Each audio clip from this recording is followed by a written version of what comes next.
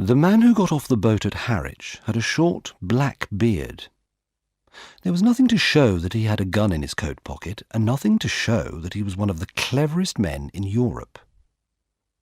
He was Valentin, the chief of the Paris police and the most famous detective in the world. He was coming from Brussels to London to make the most important arrest of the century.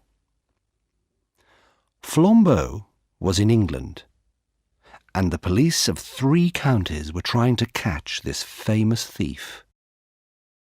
In London, there was a big meeting of priests from all over the world, and Valentin was guessing that Flambeau would use this meeting for some criminal plan or other. Flambeau was strong and clever, and he enjoyed a joke. Once, he ran down the Rue de Rivoli with a policeman under one arm. But how was Valentin to find Flambeau? There was one thing to help him. Flambeau could put on other clothes or change the way he looked, but he was a very tall man and could not hide it. Because of this, Valentin was sure that Flambeau was not on the boat. He was also sure that Flambeau did not get on the train going from Harwich to London. Only 6 other people got on during the journey. 1 short railwayman, 3 short farmers, 1 very short woman, and a very short priest going up to London from an Essex village. When Valentin saw this last person, he almost laughed. The little priest had a round, simple face. He had several parcels which he found difficult to keep together, and a large umbrella which often fell to the floor. Many priests would be coming to London that day, Valentin thought, coming from their quiet little towns and villages. This one was explaining to everyone that he must be careful because he was carrying something made of real silver with blue stones in one of the parcels. He got off the train at Stratford in East London with all his parcels, and came back for his umbrella. When he did, Valentin warned him not to tell everyone about his silver with blue stones.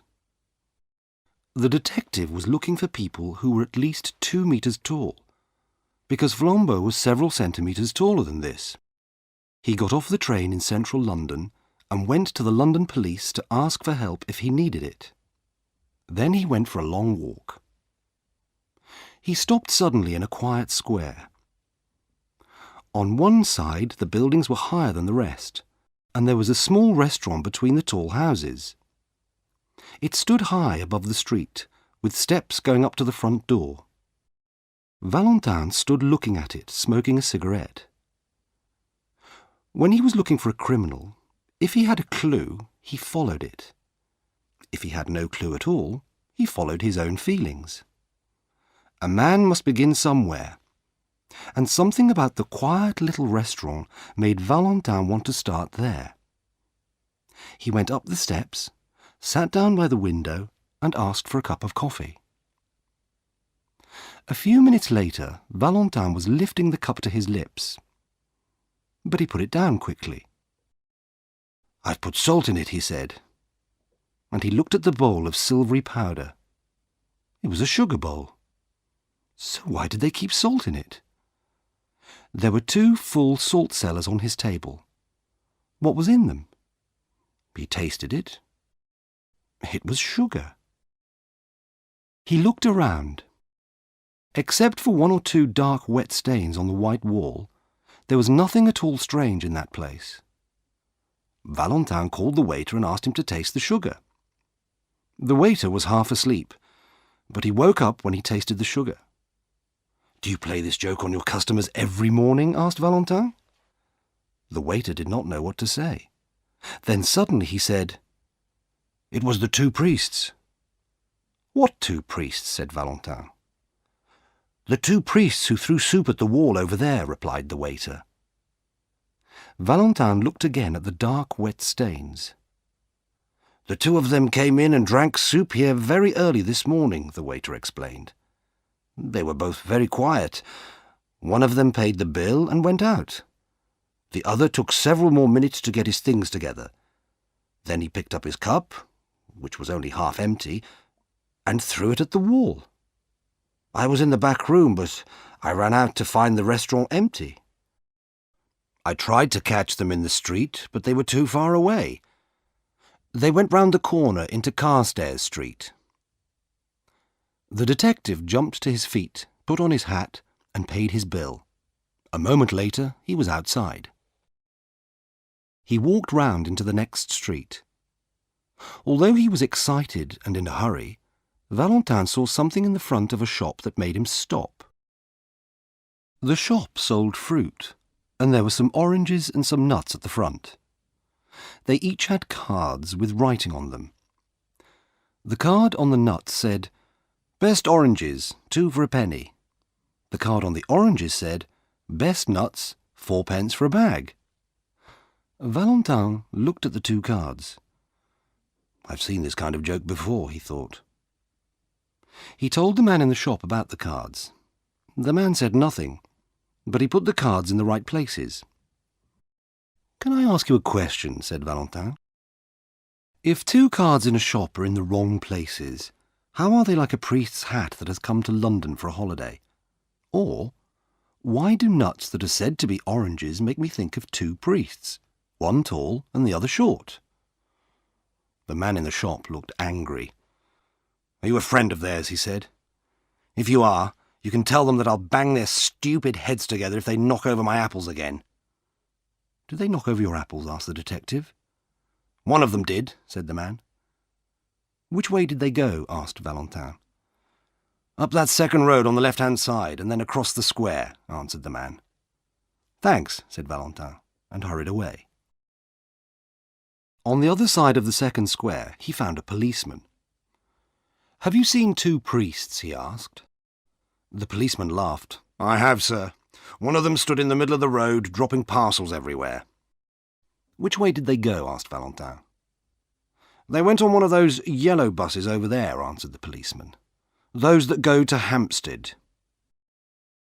Valentin told the policeman who he was, then said, "Call 2 of your men to come with me." In 2 minutes, an inspector and another detective arrived. "Well, sir," began the inspector, "how—" "I'll tell you at the top of that bus," said Valentin. When the 3 of them were sitting on the top seats, the inspector said, "A taxi is quicker." "True," said Valentin, "but we don't know where we're going. All we can do is look for some strange thing." "What kind of strange thing?" asked the inspector. "Any kind of strange thing," replied Valentin. The yellow bus went slowly up the road to the north of the city. The French detective became quiet. Lunchtime came and went, and the long roads seemed to go on forever. Valentin sat silently and watched everything that went by. The 2 other detectives were almost asleep when he suddenly shouted. They quickly followed Valentin off the bus without knowing why. "Over there," said Valentin. "The place with the broken window." He was looking at a restaurant. It had a large window with a hole in the middle of the glass. "How do we know that the window has anything to do with them?" asked the inspector. Valentin became angry. "No," he said. "We can't know. But don't you understand? We must either follow one wild chance or go home to bed." They followed him into the restaurant where the 3 of them ate a meal at a small table. Valentin looked at the little star of a broken glass, but learned nothing from it. "Your window is broken," he said, paying his bill. "Yes, sir," replied the waiter. "It was very strange how it happened." "Tell me," said Valentin. "2 of these priests came in," said the waiter. "Those foreign priests who are in the city at the moment. They had a cheap and quiet little lunch, and one of them paid for it and went out. The other was just going to follow him when I realised something. 'Wait,' I said to the one who was nearly out of the door. 'You've paid too much.'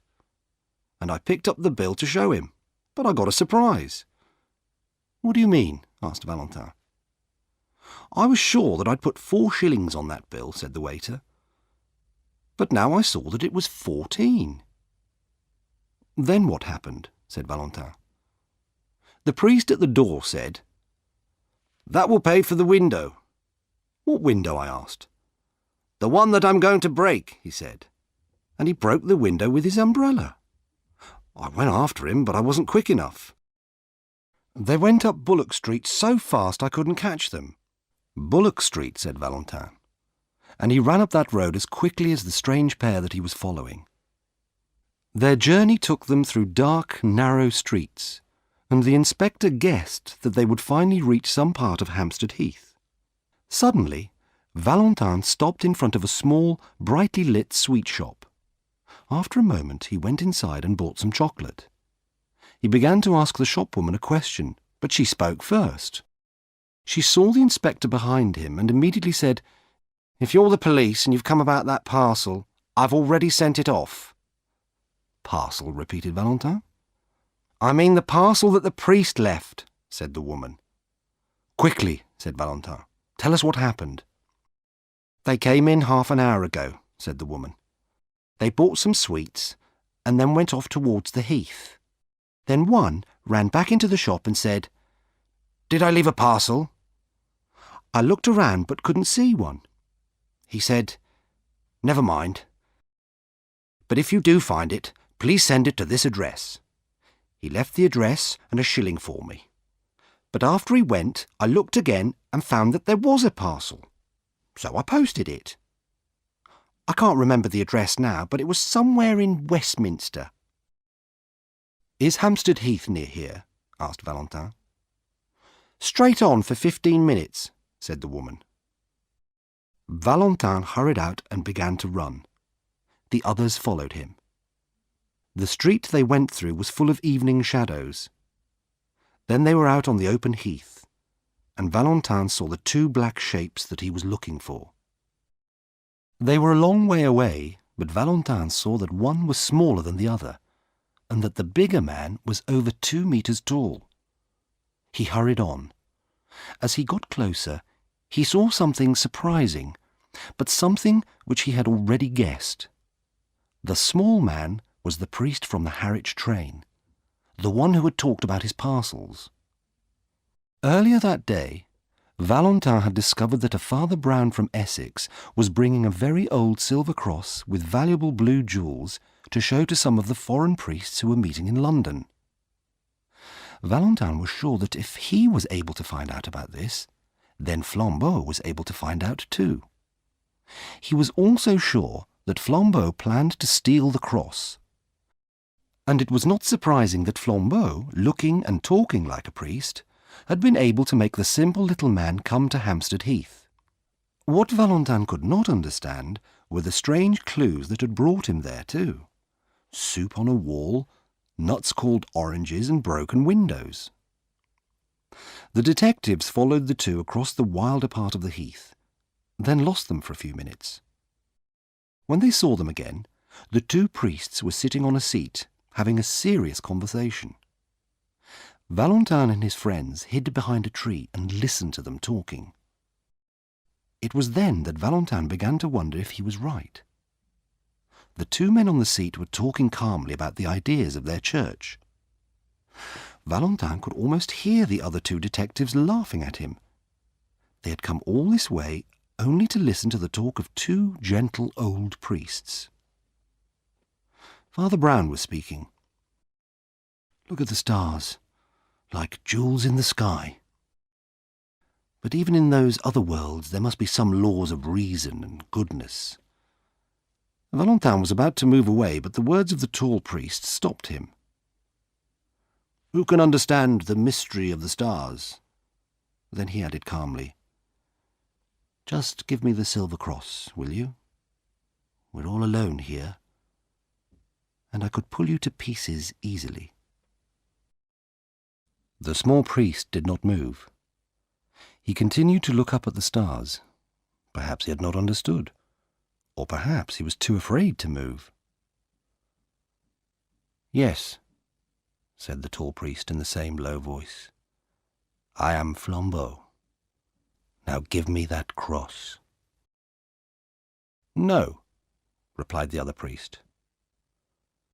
Flambeau suddenly laughed, "No, you won't give it to me, you simple little priest," he said, "because I already have it in my pocket." The small man looked at him. "Are you sure?"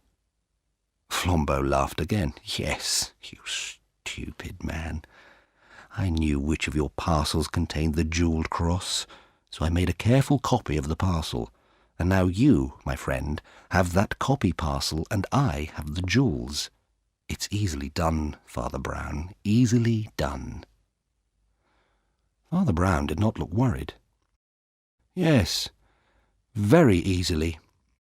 I remember another man who used to copy parcels for many years," he said. "I remembered him when I began to wonder about you." "Wonder about me?" said Flambeau. "When did you begin to wonder about me? When I brought you up to the heath?" "No, no," said Father Brown. "When we first met. I saw that little shape under the arm of your coat, where you keep your knife." "How did you know that?" cried Flambeau. "When I was a priest in Hartlepool," said Father Brown, "there were 3 men who hid their knives in the same way. So I watched you. I saw you change the parcels, and I changed them back. Then I left the right one behind." "Left it behind," repeated Flambeau. "I went back to the sweet shop," explained Father Brown, "and asked the woman if she saw me leave a parcel. Then I gave her an address if it was found. I knew I hadn't left a parcel. But when I went away again, I did leave one. She has posted it to a friend of mine in Westminster," he went on sadly. "I learnt that from a man in Hartlepool too. He did it with handbags which he stole at railway stations. But he's a good man now. People tell priests things, you see." Flambeau pulled a parcel from his pocket and opened it. There was only paper and stones inside it. He jumped up angrily and shouted, "I don't believe you. You've got the silver cross on you, and I'm going to take it from you." "No," said Father Brown, and he stood up. "You won't take it from me. First, because I really haven't got it, and second, because we are not alone. Behind that tree are 2 strong policemen and the cleverest detective alive. How did they come here? I'll tell you. I wasn't sure if you were a thief, so I tried several things. A man usually says if he finds salt in his coffee. If he doesn't, he has a reason for keeping quiet. I changed the salt and sugar, and you kept quiet. A man usually says if his bill is too big. If he doesn't, he has a reason for saying nothing. I changed your bill, and you paid it." Flambeau did not seem to be able to move. "I wanted to be sure the police could follow us," Father Brown went on. "At every place we went to, I did something which people would talk about. Only little things. A soup stain on a wall, some apples that were knocked over, a broken window. But I saved the cross." "How do you know all these things?" cried Flambeau. The shadow of a smile went across the round face of Father Brown. "By being a simple little priest, I suppose," he said. "If you listen to enough men telling you about their crimes, you're sure to learn something." The 3 policemen moved out from behind the tree. Flambeau knew when he had lost a battle, and he was famous for his politeness. He took off his hat to Valentin and smiled. "Do not take your hat off to me, my friend," said Valentin. "Let us both take them off to Father Brown." And they both stood there with their hats off, while the little Essex priest looked around for his umbrella.